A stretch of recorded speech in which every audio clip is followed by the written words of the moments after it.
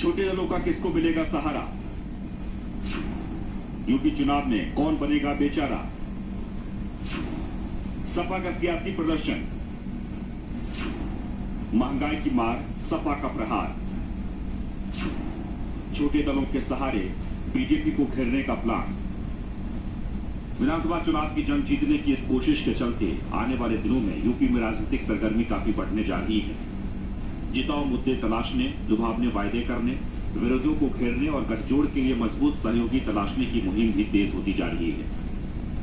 जहां बीजेपी जीत के मंत्र के साथ आगे बढ़ रही है, तो वहीं सपा लगातार सरकार पर हमला कर उसे घेरने की कोशिश में जुट गई है।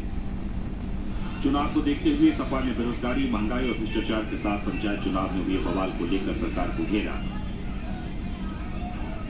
समाजवादी पार्टी का 15 जुलाई का प्रदेशव्यापी धरना आंदोलन भारतीय जनता पार्टी के कुशासन और भ्रष्टाचार के खिलाफ।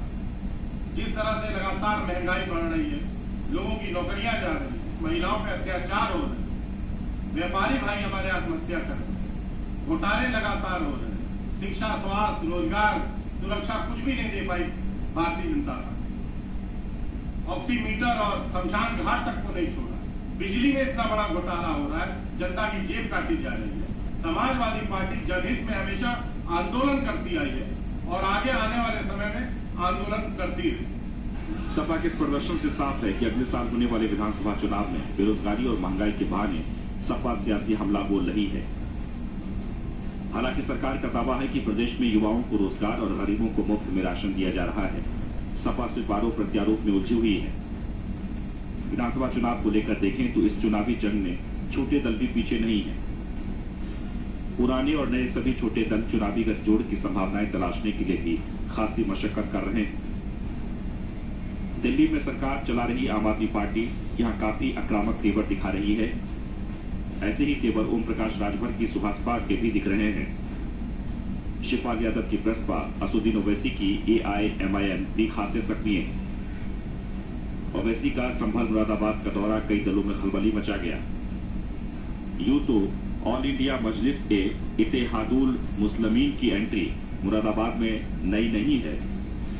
2017 के विधानसभा चुनाव में ओवैसी ने यहां तकरीरें की थी, पर इस बार वह पहले से ज्यादा आक्रामक और तैयारी के साथ उतरने के मूड में है।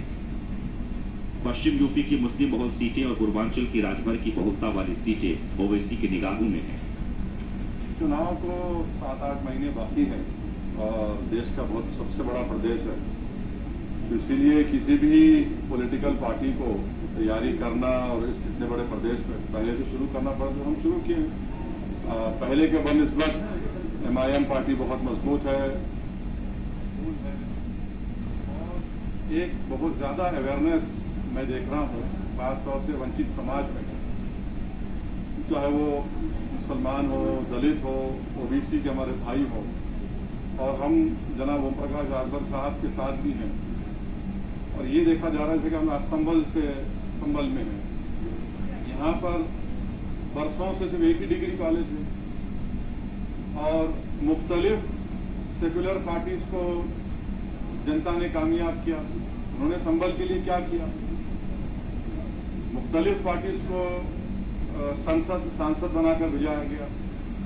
तो ये एक पॉलिटिकल एम्पावरमेंट की जो हम एक तड़प देख रहे हैं, खासतौर से मुस्लिम माइनॉरिटीज में, और मुझे यकीन है कि वो एक तड़प जेन्यून है और उसको अमली जामिया पहनाएगी उत्तर प्रदेश की जनता और MIM को कामयाब करेगी। ओम प्रकाश राजभर यूपी सरकार के कभी सहयोगी दल हुआ करते थे, लेकिन अब उनके भी सुर सरकार के खिलाफ जा रहे हैं। उन्होंने यूपी में कई छोटे दलों के साथ मिलकर चुनाव लड़ने का ऐलान भी किया और बीजेपी को रोकने के लिए एक मोर्चा बनाने की दिशा में काम कर रहे हैं। वही मायावती के लिए खतरे की घंटी बने चंद्रशेखर आजाद की आजाद समाज पार्टी भी यूपी के चुनावी मैदान में कूदने की तैयारी की है, जो पश्चिमी यूपी में निगाहें गड़ाए बैठे हैं। हालांकि शिवपाल यादव की प्रसपा ने सपा के साथ जाने का संकेत दिया। सपा भी छोटे दलों के साथ गठबंधन कर चुनाव लड़ने के मूड में है। इन सब के बीच बीजेपी पंचायत चुनाव में मिली जीत से उत्साहित नजर आ रही है और बीजेपी का दावा है कि अगले विधानसभा चुनाव में योगी के नेतृत्व में चुनाव जीतेगी और सरकार बनाएगी।